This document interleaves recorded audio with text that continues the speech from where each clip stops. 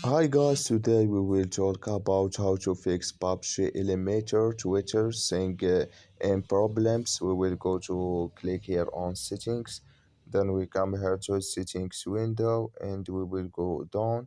We will click here on apps, then we come here to apps window and we will go down here to looking for Twitter app. We will just go down here to find the Twitter and this is window. We will click here on Twitter, then we come here to this is window like you say. We will click here on for stop, then we will click here on OK and we will click here on storage.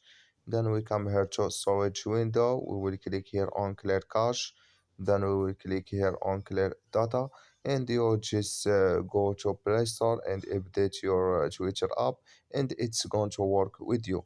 So that's all. Thank you for your watching. Don't forget to support us by like and subscribe, and see you in next video.